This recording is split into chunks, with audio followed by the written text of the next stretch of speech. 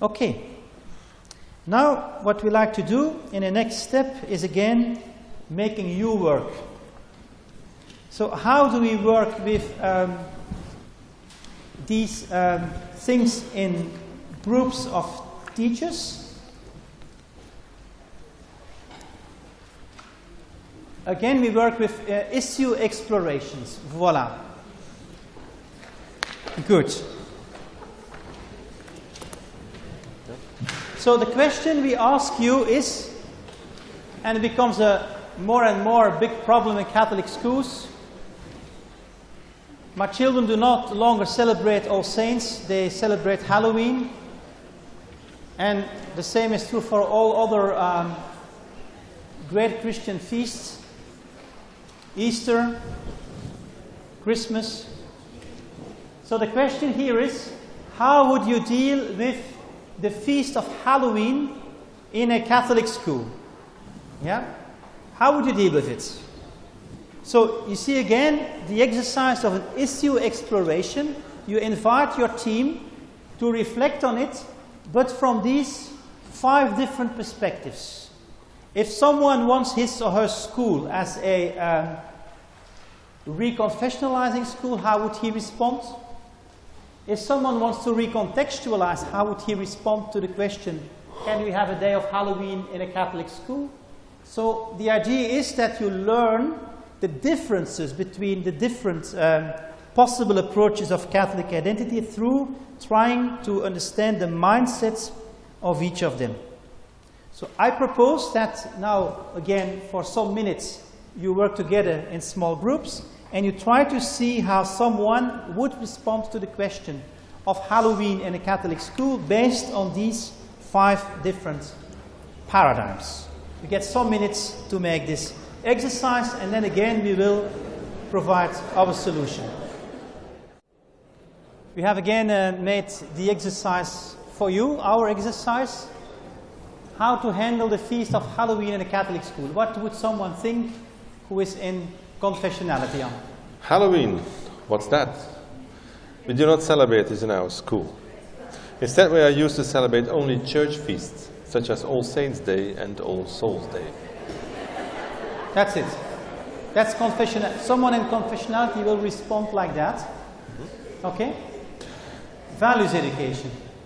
Halloween refers to the universal experience of death, recognizable by Catholics and non-Catholics. Therefore, it deserves a place in our RE unit on life and death. Celebrating a Halloween day can prepare the children to understand better, while Catholics also pay attention to dead people.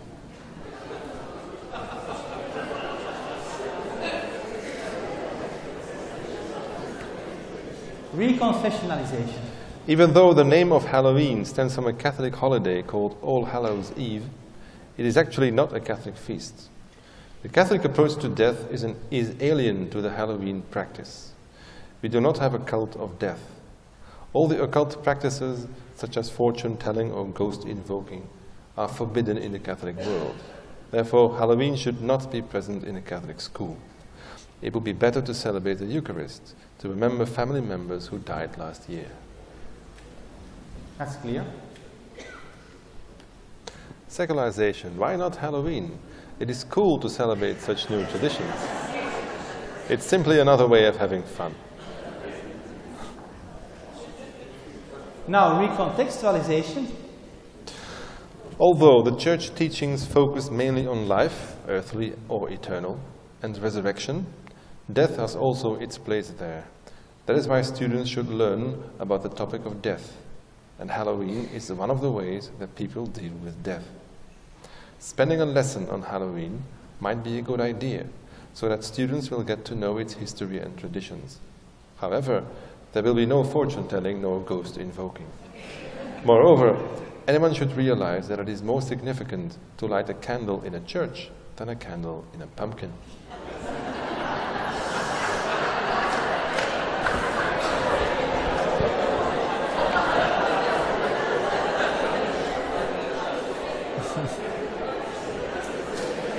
Okay, you see that reconfessionalization can be fun too. Huh? Yeah. Okay. Before we we close this session with some final reflections. We just like to draw your attention to one more thing that we found in the EXIP 2011 and 12 results that are important, I think, for the future of the Catholic education system here. And this refers to the Victoria scale. We will not introduce the complete Victoria scale. You know, in the Victoria scale, perhaps, that the ideal model is the dialogue model, the dialogue school.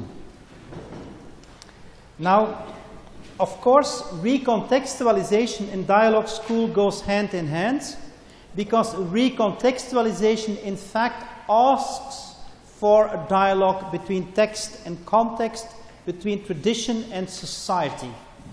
That's what happens in a dialogue school. That is what's happening also in recontextualization. Now, what we have discovered in Australia, not in Belgium, but only in Australia, is that there are two subtypes of dialogue school.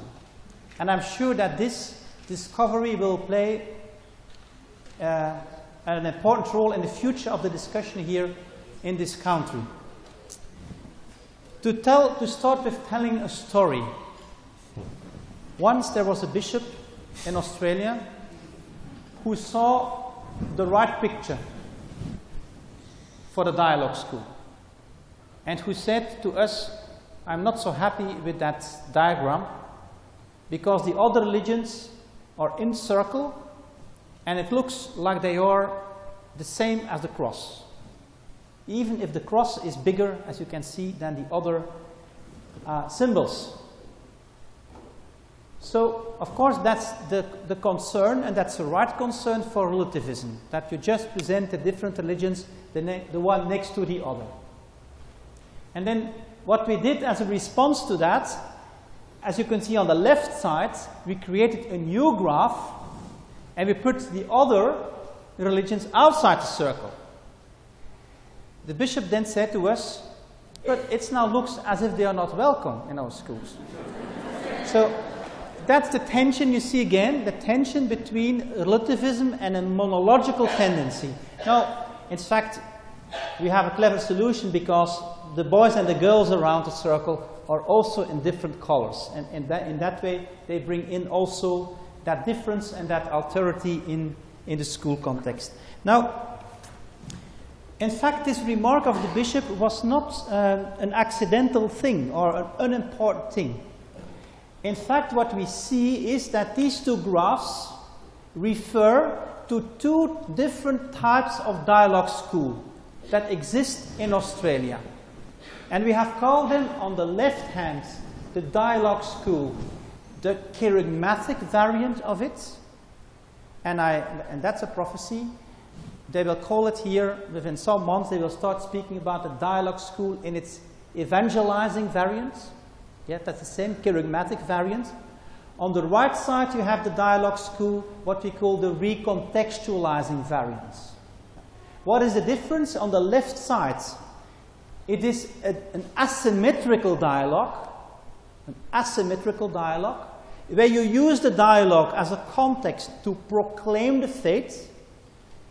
That's charismatic. On the right side, it's a dialogue between equals, of course with a privileged reference to the Christian tradition, since it is a Christian school or Catholic school, but in which also that Catholic identity recontextualizes itself in the encounter with the other, which is much more central on the right side. Now, some people have criticized this distinction and said that the left scheme is in fact not dialogue, but monologue. It's not recontextualizing, but it's reconfessionalizing. You know, that's the experience when I go to the bishop, to my bishop.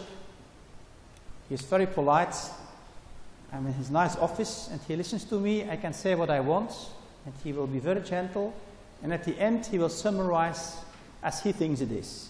Yeah, that's dialogue, but it's an asymmetrical dialogue. Dialogue is used as a context to proclaim what is the view of the church. Yeah? Well, in the other side, you have a dialogue which is much more symmetrical. So, and we see these two different types of dialogue at work in Catholic schools in Australia. And we have tried to explain the pattern that is behind these two types of dialogue. Yeah. So, I will first explain them. So, from the charismatic side, I will only read the things that are in bold. Yeah? And I will do it with passion, so you can see that both types of dialogue have a legitimacy. On the left side, the charismatic variant. These people will say, the Catholic faith presents a very meaningful and valuable message that should be heard by all, inclusive. All students of the students at our schools have deliberately chosen to enroll in a Catholic institution. But the school should not expect all students to become Catholics. After all, it's in the dialogical model, not in the monological model. After all, it is important that Christians respect people being different. We must never force our belief upon our fellow man. It is perfectly compatible with the Catholic faith to live within a plural society, sharing our friendship and love with all other people. Our quest is about a new public relation policy. It's not a matter of fundamental theological development. It is generally not desirable to creatively change too much of the content and form of the Catholic way in order to make it fit better into the ever-changing contemporary cultural mainstream. So you see here a form of dialogue which is very welcoming, but whereas dialogue is used as a context to charismatically proclaim the Catholic faith. That's the first variant. The second variant is the recontextualizing one. Let's again see how it looks like. For the truth of Christianity isn't fixed, but is to be rediscovered and made real through a continuous search for it. The process of recontextualization has been going on since the dawn of Christianity. And now it is up to us to continue this tradition in the 21st century. The Catholic tradition has always evolved and developed itself in manifold ways, and should continue to do so. Along the way, as God walks with us on our path, new revelation occurs, and the faith tradition keeps expanding itself. We're standing with one foot in the Christian tradition, and with the other in a yet unwritten future. The receptivity for the other is fundamental. It is important to really meet our fellow man. And this means to really listen to what moves his spirits. Only when we look the other in the eye, we can see the face of Jesus. Through our offering shelter to the stranger, God reveals himself in new, unexpected ways. You see the difference? You see also the different patterns at work? Both are dialogical. But the one uses the dialogue in a charismatic way, the other uses the dialogue also to recontextualize oneself. Now in Belgium, I can tell you that the Belgian Bishops' Conference have decided to use the dialogue school as the model for the future of Catholic schools in Belgium. That's the official model accepted by the Belgian bishops. The only question I sometimes have is, what I understand in dialogue and what they understand as dialogue, do we mean the same? But the advantage of the concept of dialogue is that at least we have a meeting ground where we can discuss about what dialogue is, accepting all that dialogue is important to build up Catholic schools in an ever more complex context. So yeah, that's the Melbourne, that's the Victoria scale. So you could see the dialogue school recontextualizing is on the right. And the charismatic model is more towards the monologue school. You can also show, Jan, that in Belgium we see two other types of Catholic schools coming up. But that's not a problem for Australia, at least not yet. That's a school where the dialogue is so much about solidarity that the identity is lost. Yeah, and that goes to colorful schools. And even a tendency where the dialogue school moves towards colorlessness. Yeah? But these two models does not exist in Australia. So you have a much too strong PCB belief to get into that trouble for the moment. Okay. So, oh yeah, you can also show perhaps the graph. This one, yeah. So if you see in Australia, the dialogue school on the factual and the normative level, then you see in the blue that people say today that the dialogue in the Catholic schools in Australia is factual level much more charismatic than recontextualizing. You see? People recognize that charismatic model of dialogue very strongly. If you look to the normative level, you see that they want the same charismatic dialogue, but they want more recontextualizing dialogue than is the case. So here again you see the same shift of engagement happen. We have 5 minutes. We have 2 more slides to illustrate recontextualization. The first one is we did in Leuven through the Thomas website. We did a competition where people could send in pictures of recontextualizing faith. And this picture is one of the 3 winning pictures. An example of recontextualization with children. Jan, it's up to you. On Pentecost Sunday 2012, 3 families with little children made an afternoon walk in the forest. Unexpectedly, they encountered a huge crucifix standing on a concrete platform. Kids will be kids, and they started climbing on the platform to play. However, one of the adults called their attention and told them that they overlooked something important. It was the cross of Jesus that they were playing on. Instead of telling them to come down, the adult invited the children to contemplate Jesus on the cross. Look closely at this man, the Son of God, who came into our world to teach us true and boundless love, an innocent man who was nevertheless sentenced to death and executed in a brutal way. He died on the cross for our sins and resurrected on the 3rd day. Look at him and try to imagine what it must have been like, what it means that he suffered and died at the cross for our salvation. Can each of you try to express physically what you experience when you contemplate Jesus? So the children did, and this picture was taken. Look. What is striking is the effectiveness and existential truth that lies in the children's expressions of the one crucified. Notice the earnestness, the dedication, and the commitment they display. Notice, moreover, how each of them creates a different, creative, and very personal expression of our Lord Jesus on the cross. In that very moment, they recontextualize the story of Easter in a true and original way, an experience that left its mark on them and that will most likely be remembered forever. Okay, thank you. So it's not only through architecture, it is us as human beings, also children, that can recontextualize faith.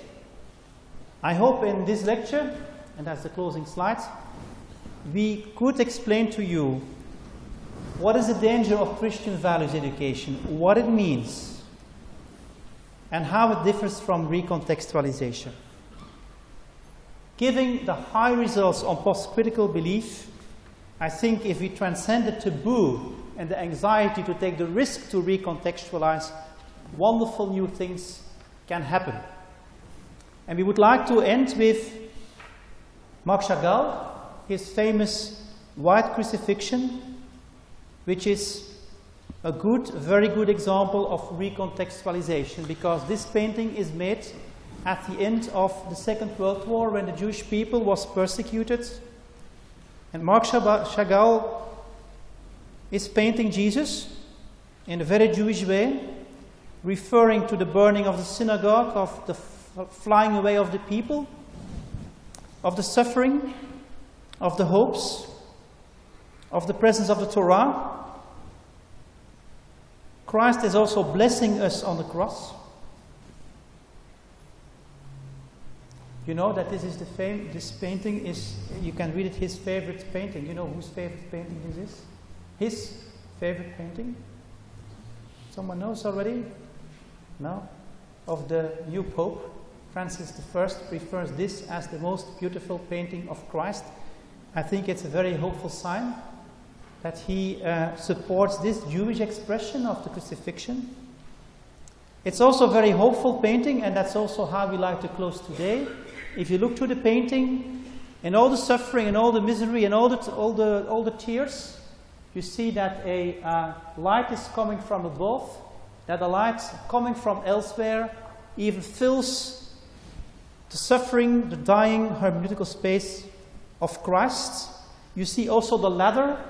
The ladder is the connection, not the monocorrelation, but the connection between the figure of Christ and the complexity of the world. All these things come together in this painting of Christ. We hope that also in the future this hopeful event can happen in Catholic schools. That's what we're working for, and it's a blessing to do this together with you. Thank you very much.